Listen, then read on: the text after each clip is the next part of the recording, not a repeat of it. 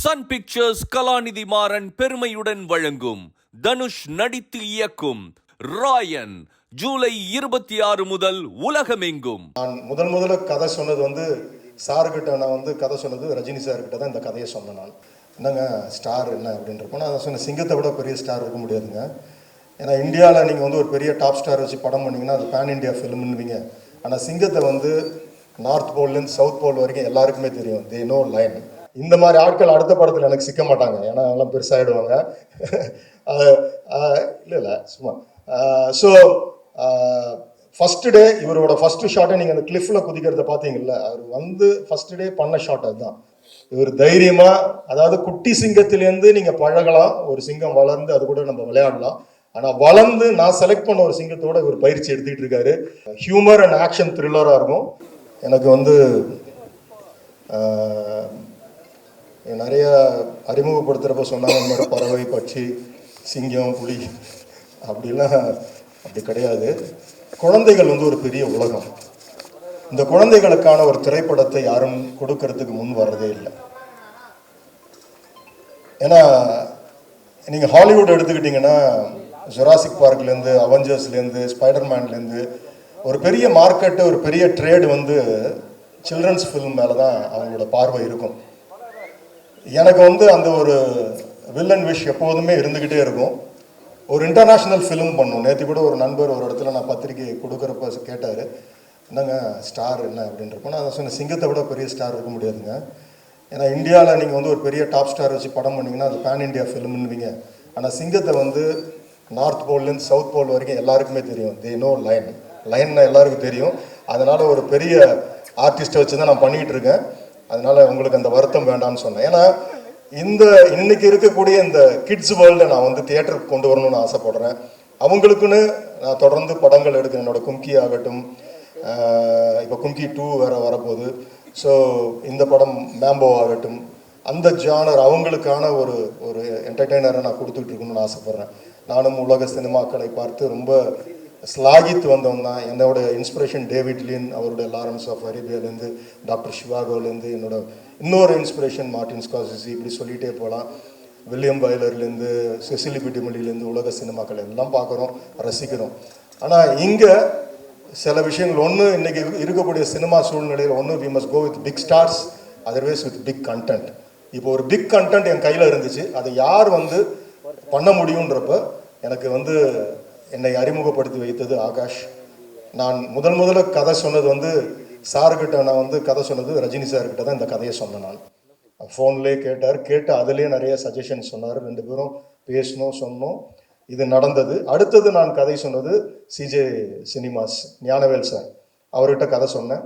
அவரும் one of the script doctor மாதிரி அவ்வளோ அழகாக அதை லிசன் பண்ணி, இது எந்த இடத்துக்கு இதுக்கான ஒரு ஒரு ஞானவேல் சார் நீங்கள் வந்தீங்கன்னா நல்லாயிருக்கும், வாங்க, மேடை இன்னும் கொஞ்சம் நிறைவடையும். ஸோ ரொம்ப ரொம்ப சென்சிபிளாக இன்றைக்கி ஸ்கிரிப்ட்ஸை செலக்ட் பண்ணுறதுல is a topper Gnanavel sir. அவரும் நிறைய நல்ல திரைப்படங்களை கொடுத்துருக்காரு. அவருடைய திரைப்படங்கள் பார்த்து நாங்கள் வந்திருக்கோம். ஸோ இந்த மாதிரி ஒரு நல்ல கூட்டணி இதை குளோபலாக ஒரு ஃபிலிம் நம்ம பண்ணணுன்ற முதல்ல அவங்களுக்குள்ள அந்த வில்லன் விஷயம் இருந்தது தான் எனக்கு ஒரு பெரிய உத்வேகம். ஏன்னா it's not a small film. இதை இன்டர்நேஷ்னல் ஃபிலிமாக ஆக்கணும், இது எல்லா லாங்குவேஜஸ்க்கும் கொண்டு போகணும். இதை ஒரு இதுக்கான ஒரு ஸ்பெக்ட்ராவாக ஒய்டராக இந்த ஃபிலிமை கொண்டு போகணும். அதனால தான் ஒரு சின்ன நம்ம யூஸ்வலாக டைட்டில் லான்ச்ன்றது சோஷியல் மீடியாவில் டைட்டிலில் ஃபர்ஸ்ட் லுக்குன்னு விட்டுருவாங்க. இல்லை, நம்ம ஒவ்வொரு துவக்கமும் இது ஒரு பெரிய பதிவாக விதையாக விழணும்னு ஆசைப்பட்டோம். அதுக்கு ப்ரொடியூசர் காஜாமைதீன் சார் அவ்வளோ என்கரேஜ் பண்ணார். சார் இதை நீங்கள் என்ன நினைக்கிறீங்களோ நீங்கள் ஒர்க் அவுட் பண்ணி சொல்லுங்கள் சார், நம்ம பண்ணிக்கிட்டே இருக்கலாம். அந்த மாதிரி ஒரு ப்ரொடியூசர்ஸ் கிடைக்கிறது ரொம்ப கஷ்டம். ஹி ஹஸ் கம் பேக், உள்ளார வந்திருக்காரு. இன்னும் அநேக இளைஞர்களுக்கு வாய்ப்பு கொடுக்க போகிறாரு. Roja combines is going to flourish. ஒரு பெரிய ஒரு ஆலமரமாக இது மாறப்போகுது. அதுக்கான மீண்டுமான ஒரு துவக்க புள்ளியாக மேம்போ இதை நாங்கள் விதைக்கிறோம். கோ ப்ரொடியூசர் அப்துல் கனி ஆகட்டும், அவரும் என் கூட அவர் நான் அநேகமாக நிறைய வறுத்து எடுத்துட்டேன்னு நினைக்கிறேன். ஒரு நாடு இல்லை, 2 நாடு இல்லை, ஒரு குட்டி சிங்கத்துக்காக நாங்கள் அலைஞ்ச பயணங்கள், மைல்கள், விமான பயணங்கள் ஜாஸ்தி. மொரீஷியஸ்லேருந்து, ஸ்ரீலங்காலேருந்து, தாய்லாந்துலேருந்து நாங்கள் பறந்துக்கிட்டே கிடந்தோம். ஆனால் ஒன்று கிடச்சிச்சு, எங்களுக்கான ஒரு மேம்போ கிடச்சிச்சு. அதே மாதிரி பெரிய சிங்கமும் நான் உங்களுக்கு இங்கே நான் டிக்ளேர் பண்ணல, ஓப்பன் பண்ணல, ஏன்னா அது ஆடியோ ஃபங்க்ஷனுக்கு நான் வச்சுருக்கேன்.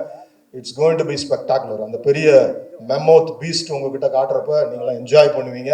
அதுக்கான ட்ரைனிங் வந்து ஹரி இவர் தைரியமா, அதாவது குட்டி சிங்கத்திலேருந்து நீங்க பழகலாம். ஒரு சிங்கம் வளர்ந்து அது கூட நம்ம விளையாடலாம். ஆனா வளர்ந்து நான் செலக்ட் பண்ண ஒரு சிங்கத்தோட இவர் பயிற்சி எடுத்துக்கிட்டு இருக்காரு. அது கிட்ட போய் அதாவது முதல் நாள் தீனி கொடுக்கறதுக்கு அந்த ட்ரெயினர் விடல. ஏன்னா இவரோட ஸ்மெல்ல அதை அக்செப்ட் பண்ணும். ஏன்னா lions are called as pride. அது ஒரு தனி கூட்டமாக தான் இருக்கும். அதுகிட்ட நம்ம யாரும் நெருங்கிட முடியாது. Lions are very gentle. இன்னொன்று, வழக்கமாக சிங்கம்னாலே உடனே ஆக்ரோஷம், அடிச்சா 1000 அடி அப்படிலாம் கிடையாது. It's very lovable.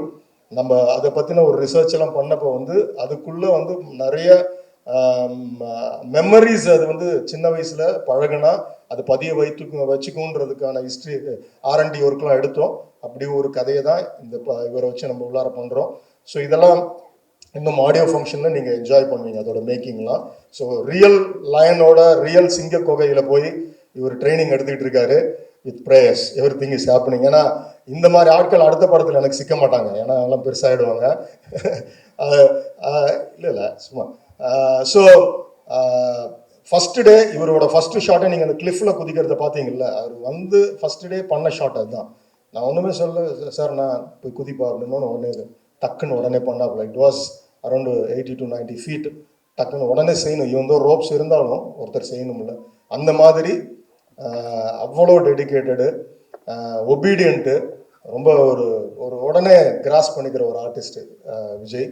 அதே மாதிரி தேஜு நல்ல ஒரு கேரக்டர். படம் பார்க்குறப்ப உங்களுக்கு தெரியும், ஒரு டவுன் சவுத்தில் இருக்கக்கூடிய ஒரு ஒரு ட்ரைபல் கேர்ளாக அந்த படத்தில் பண்ணுறாங்க.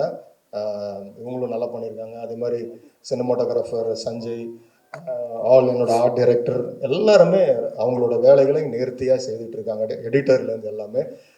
எப்போதுமே என்னுடைய without a good music you can't say tell a show a good film. அது என்றைக்குமே நான் ஆழமான நம்பிக்கை வைத்திருக்கிறவன். எனக்கு எப்போதுமே எனக்கு வந்து என்னுடைய ஃபிலிம்ஸுக்கான ஒரு சோலா நிற்க வருது இமான் அவர்களுடைய இசை. இந்த படமும் it's going to be a musical journey. இதில் வந்து கிட்டத்தட்ட ஒரு 6 பாடல்களுக்கு மேலே வரப்போகுது. ஆஃப்டர் லாங் டைம் நீங்கள் வந்து சாங்ஸ் என்ஜாய் பண்ணுவீங்க. பெரிய நம்பிக்கை எனக்கு எல்லாவற்றையும் விட, எல்லாரையும் சொல்லிட்டேன்னு நினைக்கிறேன், என்னோட நடிகர்கள் எல்லாரும் இதில் இருக்கிறாங்க நிறையா. எல்லாவற்றையும் விட Yogi Babu sir one of the அதாவது ரிஃபைன்டு குட் ஆக்டர். அவர் இந்த படத்தில் நிச்சயமாக எனக்கு நம்பிக்கை இருக்குது. இந்த படத்தின் மூலியமாக அவருக்கு ஒரு தேசிய விருது இருக்குது. அவ்வளோ அழகாக பண்ணிட்டு வராரு. It's really great. அவரால் வர முடியல, ஆடியோவில் வந்து அசத்துவம் சார்னாரு, ஒரு வாய்ஸ் டெக்ஸ்ட் போட்டிருந்தாரு. Has done a fantabulous job இந்த படத்தில். அவ்வளோ ரிஸ்க் எடுத்து அவ்வளோ அழகாக பண்ணிகிட்டு இருக்கார். ஸோ எல்லாரும், நிறைய பேர், ரியாஸ் இதுக்காக ஒருங்கிணைத்தார். எல்லாருமே நிறைய பேர் இதுக்கு பின்னாடி இருந்து உழைச்சிருக்காங்க. நடிகர்கள், பாண்டியன், விஜய்முத்து, மேனேஜர்ஸ் எல்லாருமே தேங்க்யூ ஸோ மச். தேங்க்யூ. ஒரு நல்ல படம் எனக்கு மைனால கிடைச்ச அந்த வைப் இப்போ இந்த படத்தில் கிடைக்குது. ஏன்னா ஆல் ஆர் குட் சோல்ஸ், எல்லாருமே வெற்றியை நோக்கியே இதுக்காக ஓடிக்கிட்டு இருக்காங்க. இந்த படத்தோட ஆடியோ, அதுக்கப்புறம் இந்த படத்தோட ரிலீஸு, ப்ரீ ரிலீஸு, இதிலெல்லாம் உங்களெல்லாம் நான் சந்திப்பேன். It is going to be a very soulful film. Kids and family they are going to enjoy it. இது ஒரு பெரிய ஹியூமர் அண்ட் ஆக்ஷன் த்ரில்லராக இருக்கும்.